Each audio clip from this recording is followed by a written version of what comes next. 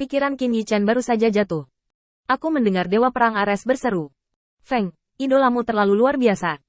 Sungguh menakjubkan menyembunyikan Great Avenue of Heaven and Earth di dalamnya. Tunggu, apa ini? Dengan itu, Ares, Dewa Perang, meninggalkan Qin Yichen, dan terlepas dari panggilan Qin Yichen di belakangnya, dia datang langsung di bawah idola. Menatap kuncup yang mekar di tanah. Apa ini? God of War Ares sebenarnya bimbang di dalam hatinya. Kekuatan yang ditampilkan oleh idola seringkali mewakili aturan langsung yang dikendalikan oleh dewa. Aturan dunia yang dikendalikan oleh Qin Yichen tampaknya berbeda dari semua dewa yang pernah dilihatnya. Seluruh idola tampaknya berada dalam ilusi, samar-samar dan tak berdaya.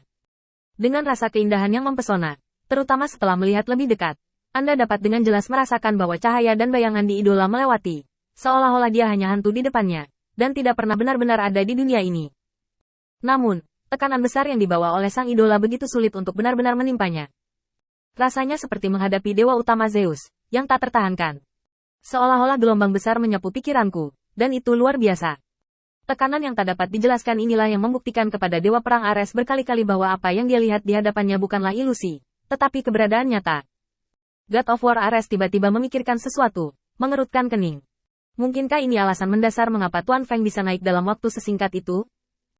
Apakah karena idola misterius ini yang memberinya wahyu yang berbeda dari kita? Selain itu, doktrin juga merupakan hal yang sangat penting. Yang Mulia Feng pernah berkata bahwa mengetahui diri sendiri tahu bahwa musuh tidak mati dalam pertempuran.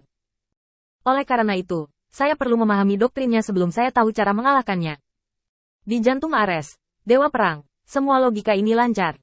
Namun, dia benar-benar mengabaikan satu hal. Artinya, sebagai Dewa Perang, ia memiliki doktrin Dewa Perang. Tidak peduli apapun situasinya, ia tidak boleh mempelajari doktrin orang lain. Karena itu akan mempengaruhi keyakinannya sendiri. Dewa Perang Ares sama sekali tidak menyadari hal ini, tetapi diam-diam melihat pemandangan di depannya. Setelah berpikir lama, dia akhirnya mengangguk.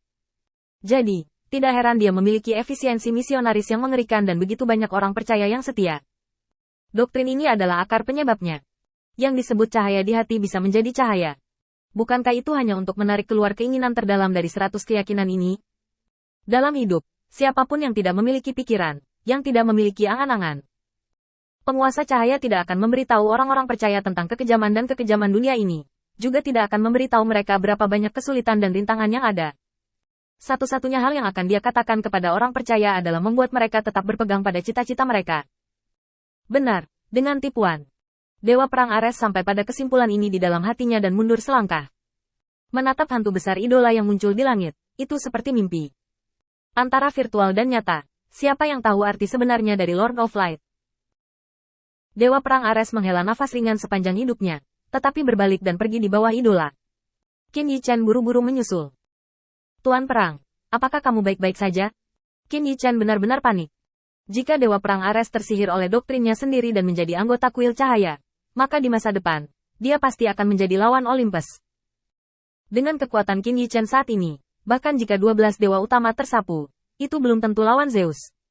Ini jelas merupakan penjualan yang sangat tidak ekonomis. Setidaknya pada saat ini, Qin Yichen memang memikirkan Ares, Dewa Perang, dan tidak ingin dia menjadi anggota lain dari kuil Guru Cahaya. Namun, God of War Ares tidak bisa melihat pikiran apapun di wajahnya. Dia hanya mengulurkan tangan dan menekan bahu Qin Yichen.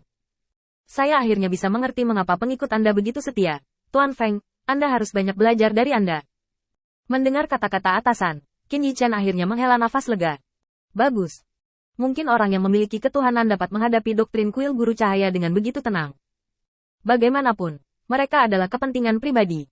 Menginginkan mereka untuk terjun ke kuil penguasa cahaya hanyalah angan-angan. Qin Yichen menghela nafas lega sebelum dia melihat Ares, Dewa Perang. Karena Lord of War telah melihatnya, biarkan aku pergi ke kuil Master Cahaya untuk melihatnya. Dengan mengatakan itu, Qin Yichen memberi isyarat tolong, dan kemudian membawa Ares, Dewa Perang, ke kuil. Dalam perjalanan, Qin Yichen sebenarnya sudah mengaturnya sejak lama. Di bawah pengaturan Zhao Wuling, para prajurit yang berdiri di kedua sisi untuk saling menyapa sangat agresif.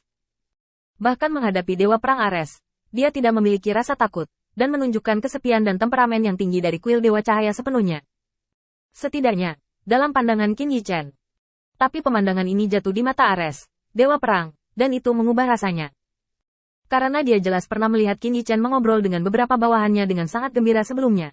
Dari informasi yang dia dapatkan, Qin Yichen juga sangat toleran terhadap bawahannya. Tidak pernah terlalu kasar. Menurut akal sehat, dalam suasana santai seperti itu, tidak boleh ada orang seperti itu, atau bahkan sikap setia seperti itu. Ares, Dewa Perang, diliputi oleh operasi Qin Yichen lagi. Apa yang dia inginkan pada awalnya adalah untuk mengetahui informasi tentang kuil Dewa Cahaya, sehingga memiliki pemahaman untuk membantunya menutupi kuil Dewa Cahaya di masa depan dan mengantisipasi kecepatan perkembangan mereka. Tapi sekarang tampaknya kuil Master Cahaya yang dikendalikan oleh Qin Yichen tidak sesederhana yang terlihat di permukaan. Bahkan bisa dikatakan sangat rumit. Tuan Feng, sebenarnya ada satu hal yang saya tidak mengerti. Dengan kendali Anda atas kuil Dewa Cahaya, bagaimana mereka bisa mengikuti perintah Anda seperti ini? Selain itu, sejauh yang saya ketahui, saya tidak berpikir bahwa lingkungan yang santai seperti itu dapat melahirkan tentara yang mematuhi perintah.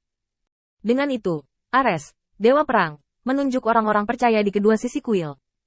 Qin Yichen melirik mereka, sedikit mengernyit. Mungkinkah dia secara tidak sengaja melakukan sesuatu yang luar biasa? Atau operasi di depan lagi? Wajah Qin Yichen serius. Berdasarkan pemahamannya tentang dunia, tidak mengherankan memiliki orang-orang beriman yang taat. Satu-satunya kejutan adalah terlalu banyak orang beriman yang taat. Di sini, di mana Anda mulai berbicara tentang Lord Ares? Qin Yichen harus berpura-pura menjadi cucunya dan bertanya. Siapa yang membuatnya lebih buruk dari Ares, Dewa Perang? Ares Dewa Perang menghela nafas. Saya ingin bertanya, apa yang Anda gunakan? Biarkan mereka mengikuti instruksi Anda. Ketika suara itu jatuh, Ares, Dewa Perang, yang dipadatkan dengan tombak, langsung dimasukkan ke dalam orang yang percaya di kuil Dewa Cahaya. Namun, pria itu tidak mundur tetapi maju, dan hendak menghadapi. Tiba-tiba, tombak itu runtuh. Kau tahu, mereka bahkan rela mati untukmu. Aku percaya bahwa setiap orang yang bisa berdiri di sini memiliki kesadaran seperti ini. Sebelum Qin Yichen dapat berbicara, dia melihat Dewa Perang Ares mengangkat tangannya, dan tombak yang tak terhitung jumlahnya berkumpul. Jika kamu tidak percaya padaku, aku akan membunuh mereka,